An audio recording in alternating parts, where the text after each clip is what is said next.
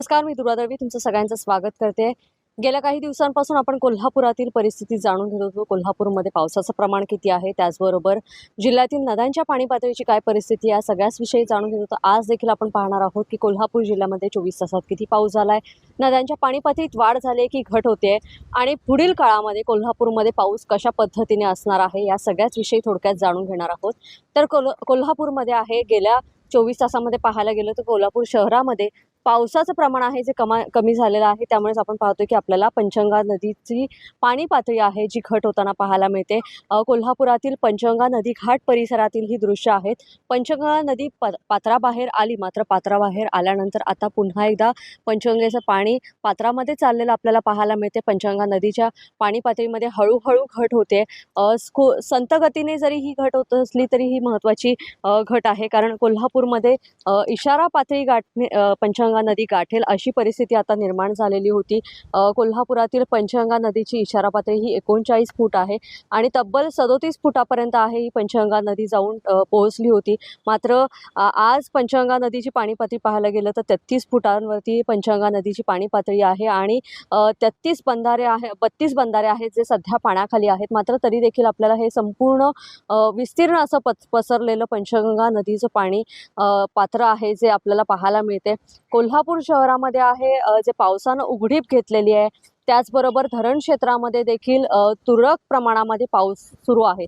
त्यामुळेच कोल्हापुरातील पंचगंगा नदीच्या पाणी पातळीमध्ये घट होताना पाहायला मिळते. गेल्या 24 तासात कोल्हापूर जिल्ह्यात पूर्णपणे 1.1 मिलीमीटर इतका पाऊस झालेला आहे, तर गगनबावड्यात 9 मिलीमीटर इतक्या पावसाची नोंद झालेली आहे. त्यामुळेच आपल्याला पाहायला मिळते की पंचगंगा नदी आहे तिची पातळी आता कमी होताना आपल्याला पाहायला मिळते. तर धरण क्षेत्रामध्ये आहे जे पाऊस होणं अत्यंत गरजेचं आहे, कारण कोल्हापुरातील सगळी धरणं आहेत ज्या धरणाचा पाणीसाठा कमी होत गेलेला होता तो पूर्णपणे भरणं गरजेचं होतं. मात्र त्याच वेळेला पावसानं आता दडी मारलेली आहे.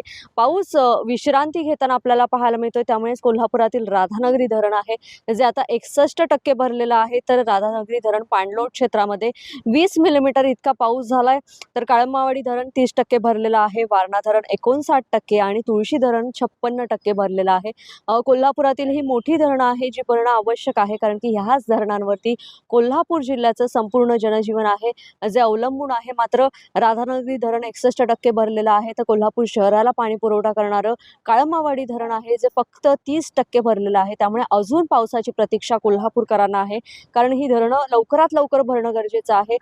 एक दिवसाआड जो सुरू असलेला पाणी पुरवठा आहे तो सुरळीतपणे सुरू होणं देखील गरजेचं आहे. त्यामुळेच ही धरणं पूर्ण क्षमतेनं भरणं आता गरजेचं असल्याचं म्हटलं जाते. मात्र अजूनही पाऊस काही दिवस रेंगाळताना आपल्याला पाहायला मिळणार आहे, कारण गेल्या आठवड्याभरात 5 ते 6 दिवस आहे जी दमदार हजेरी कोल्हापूर जिल्ह्यामध्ये पावसाने लावलेली होती.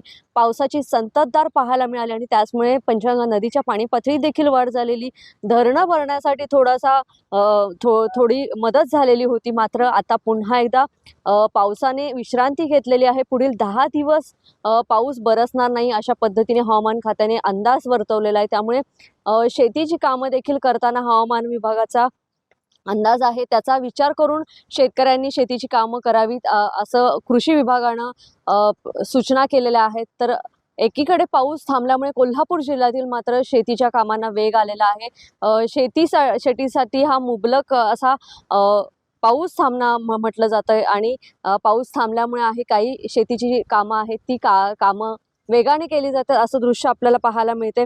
आणि पुढील 10 दिवस हा पाऊस थांबल्यामुळे शेतकऱ्यांनी कोणती कामं करायची, कोणती कामं करू नये या सगळ्याचं नियोजन देखील योग्य पद्धतीने करणं गरजेचं आहे. आणि त्यामुळेच कोल्हापूरमध्ये आता सध्या आपण पाहतोय की एकीकडे पाऊस थांबलेला आहे, मात्र दुसरीकडे हवामान विभागाने अजून 10 दिवस पाऊस नसणार असं सांगितलेलं आहे. मात्र पावसाची प्रतीक्षा आजही कोल्हापूरकरांना आहे, कारण कोल्हापुरातील महत्त्वाची धरणं आज पूर्ण क्षमतेने भरलेली नाहीत. त्यामुळे ही धरणं भरणं आवश्यक आहेत आणि ही धरणं भरण्यासाठी आणि त्याचबरोबर शेतीसाठी देखील तितका पाऊस होणं आता गरजेचं आहे. याबरोबरच मी येथेच थांबते. लोकमतसाठी कोल्हापूरहून दुर्वा दळवी. धन्यवाद.